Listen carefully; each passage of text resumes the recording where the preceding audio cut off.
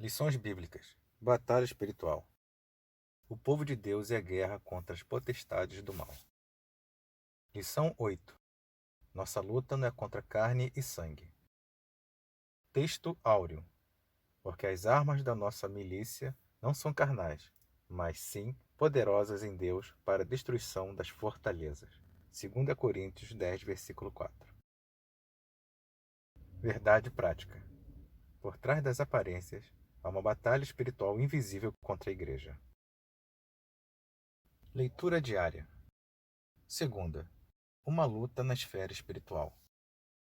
Mateus 12, versículo 25 a 28. Terça. A nossa autoridade sobre a força do mal vem de Jesus. Lucas 10, versículo 19. Quarta.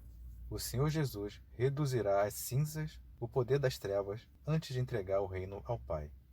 1 Coríntios 15, versículo 24. Quinta. Existe um conflito interno na vida do crente entre a carne e o espírito. Gálatas 5, versículo 16 a 18. Sexta. O poder invisível das trevas opera no mundo. Efésios 2, versículo 2. Sábado. Foi no Calvário que o Senhor Jesus venceu o reino das trevas. Colossenses 2, versículo 15. Leitura bíblica em classe. Efésios 6, versículo de 10 a 12. No demais, irmãos meus, fortalecei-vos no Senhor e na força do seu poder. Revesti-vos de toda a armadura de Deus, para que possais estar firmes contra as astutas ciladas do diabo. Porque não temos que lutar contra carne e sangue, mas sim contra os principados, contra as potestades, contra os príncipes das trevas deste século, contra as hostes espirituais da maldade nos lugares celestiais. Introdução.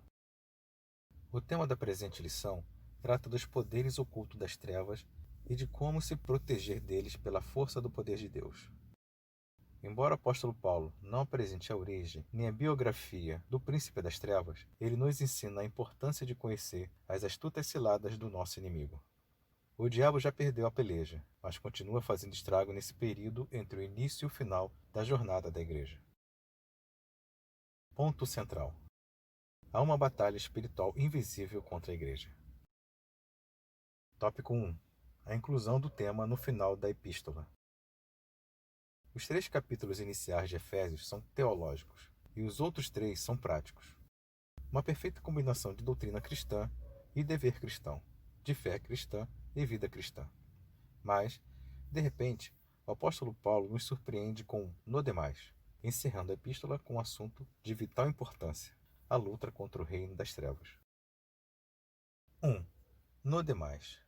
O apóstolo Paulo parece usar essa expressão para introduzir a conclusão. Isso não é nenhuma anomalia, visto que Paulo emprega essa estrutura em outro lugar.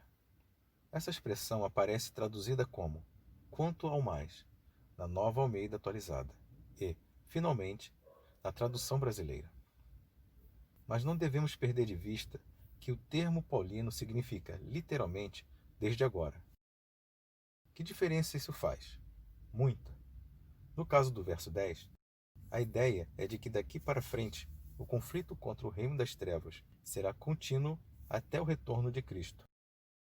Desse modo, o tema é atual, e a luta da igreja continua contra as hostes infernais. 2. Fortalecei-vos no Senhor e na força do seu poder. Jesus disse certa vez: sem mim nada podereis fazer. Paulo empregou a voz passiva para fortalecei-vos. Isso mostra que não se trata meramente de esforço humano, mas da completa dependência do Senhor Jesus. A expressão força do seu poder é um enérgico pleonasmo, figura de sintaxe pela qual se repete uma ideia com outras palavras para proporcionar elegância ou reforço à expressão, usada aqui para reforçar a magnitude do poder de Jesus. Esse poder provém do Espírito Santo. É a atuação da Trindade na vida da igreja. 3. O emprego da figura de linguagem. As figuras são recursos linguísticos que merecem atenção especial pela sua beleza e pelo seu papel na hermenêutica. A anáfora é uma figura de linguagem que consiste na repetição de uma mesma palavra no começo de frases sucessivas, com o propósito de enfatizar a afirmação. Aqui encontramos: porque não temos que lutar contra carne e sangue, mas sim contra os principados, contra as potestades, contra os príncipes das trevas deste século, contra as hostes espirituais da maldade, nos lugares celestiais. Nessa anáfora, a preposição grega pros, contra, é usada 5 vezes para reforçar a ideia de que a esfera principal de atuação do príncipe das trevas não é apenas como muitos pensam, a prostituição e o crime, mas principalmente no reino das religiões. Trata-se, pois, de uma batalha espiritual. Síntese do tópico 1. Ao final da Epístola aos Efésios, Paulo exorta aos crentes: fortalecei-vos no Senhor e na força do seu poder. Tópico 2. A dependência de Deus. O apóstolo emprega uma metáfora militar para explicar o que subjaz no mundo espiritual que não é possível perceber na superfície. A presença de todas as mazelas na humanidade é real e indiscutível. Mas a fonte de toda essa maldade, Paulo esclarece nessa seção. Não pode haver vitória sem ajuda divina, e é esse o apelo apostólico. 1. Somente pelo poder de Deus. Nenhum ser humano tem condições de, sozinho, enfrentar os demônios e sair vitorioso.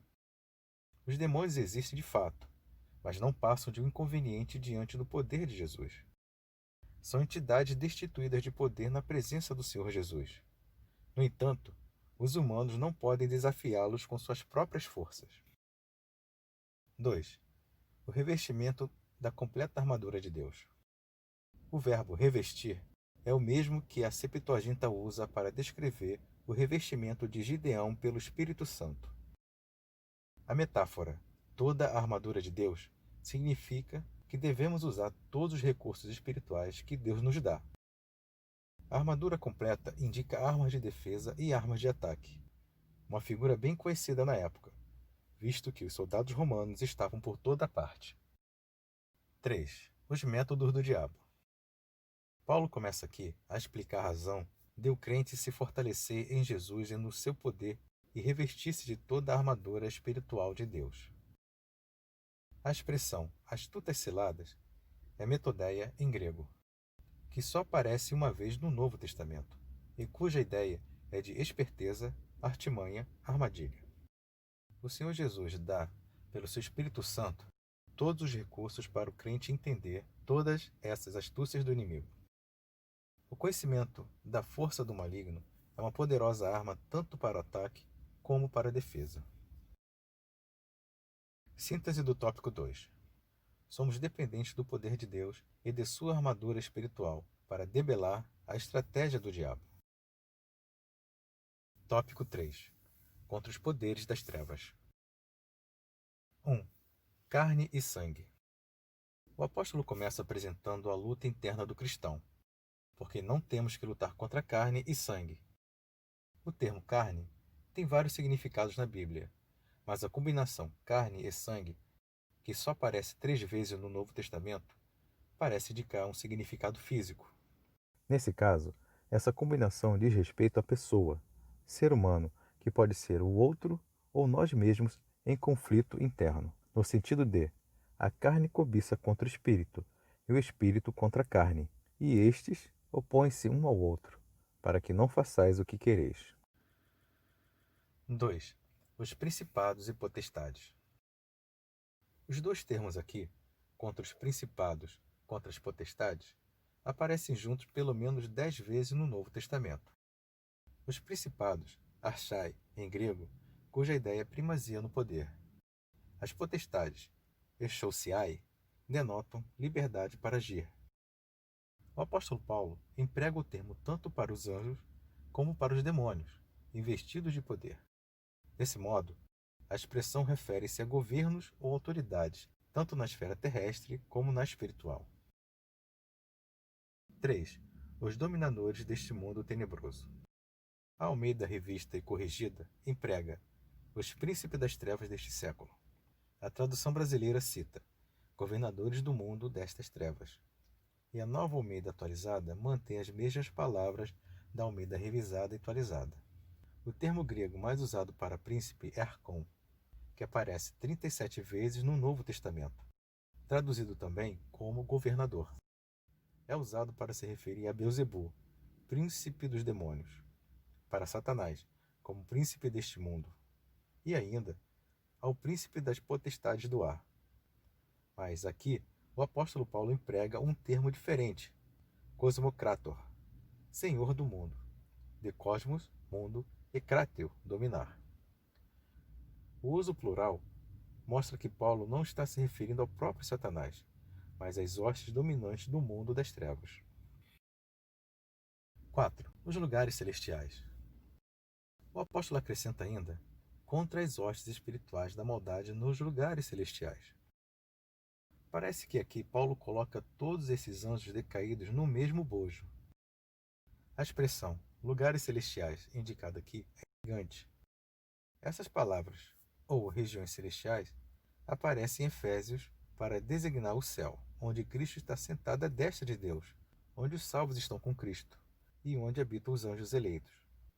Como podem essas hostes infernais estar nas regiões celestiais? Uma explicação convincente é que se trata da esfera espiritual invisível, em oposição ao mundo material. Síntese do tópico 3. Não pelejamos contra carne e sangue, mas contra os principados e potestades, os dominadores deste mundo tenebroso. Conclusão. Com base nas palavras do apóstolo Paulo, ficamos sabendo de que existem diferentes classes de espíritos maus, que são enumerados aqui como principados, potestades, príncipe das trevas, hostes espirituais da maldade. O universo é um campo de batalha, e nisso não precisamos enfrentar apenas o ataque de outras pessoas, mas também as forças espirituais que se opõem a Deus e ao seu povo.